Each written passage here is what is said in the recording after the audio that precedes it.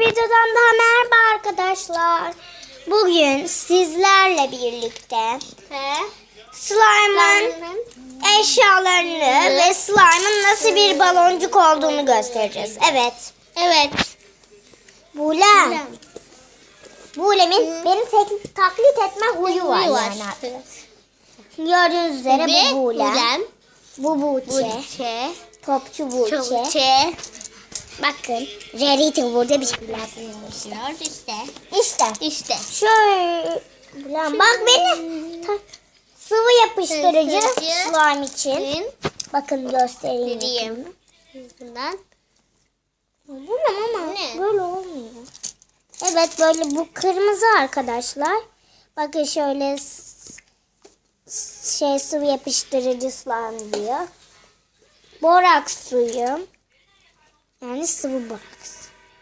Burada yazıyor arkadaşlar Mona Lisa.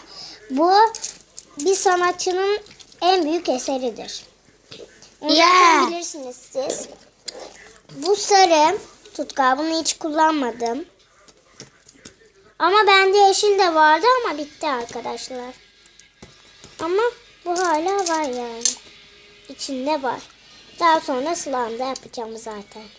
Ama ben pek beceremiyorum arkadaşlar. Ben ancak solucan gibi küçük şeyler yapabiliyorum. Arkadaşlar bazen çok yapıyor. İnanmayın ona. Çok yapıyor her şeyi. O çünkü 3. sınıfa gidiyor. Evet arkadaşlar ben 3. sınıfa gidiyorum. 3G Cumhuriyet İlkokulu Cumhuriyet Mahallesi'nde oturuyorum. Cümlanet Bulem Ben 6. kattayız. Beni zaten 3G'de bulabilirsiniz. En yüksek. Yani 2. katta beni bulabilirsiniz. Çünkü 3. sınıfa gidiyorum. Evet. Tamam. Elim karıştırmasın. Evet arkadaşlar Bulem bir atak yapıyor. Bir atak hem de. Bizde böyle şeyler var. Evet ama biz onları kullanmayacağız arkadaşlar. Ben kullanmıştım o videoda ama Bulem her şeyi bahsetti ve beni taklit ettiği için yapamadım. Daha fazla sohbet etmeyelim arkadaşlar. Şunları bir çözdükten sonra biraz bekleyin beni. Ben bunları çözeyim. Bakın Bulem yaramazına. Her şeyi soktu vallahi içine. Yani ne bulursa sokuyor slime'ın içine bu. Önce mini soktu de. Önce mini soktu. Her yerine vıcık slime. Arkadaşlar size Bulem'i göstereyim. Ondan sonra o sıra slime'ı kendi slime'ın poposuna aşık olduğunu söylüyor. Poposuna yapışmış da gelmiş. Top. Buğçe topa aşık. Benim Buğçe. Bu da slime'a aşık bu Bulem. Arkadaşlar biraz uzun sürebilir çünkü bu video uzun sürecek. Ama benim tabletimin çektiği kadar çünkü ben bunu tabletten çekiyorum. Yorumlara yazın lütfen. Tabii kanalım daha açıksa. Çünkü ben daha kanalımın şeyini yapamadım. Kanalımı yenilemek istiyorum. Ama lütfen onu yazın nasıl yenileyeceğimi. Çünkü kendime yapacağım. LPSM Pofi TV yapacağım. Ama yanlışlıkla Pamuk yazmışım. Pamuk TV yazmışım. O yüzden yani değiştirmem gerekiyor.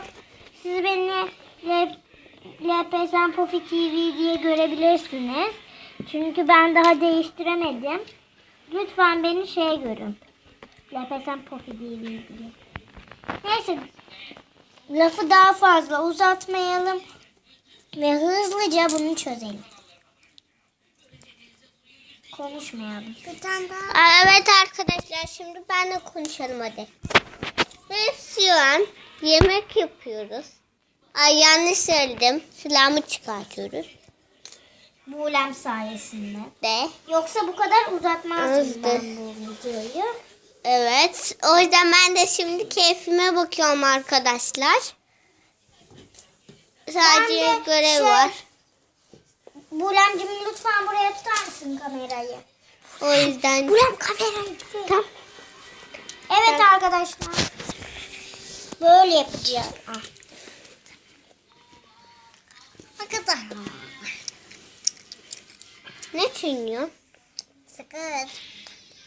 Evet ben var. Arkadaşlar bakın. Delik çıktı.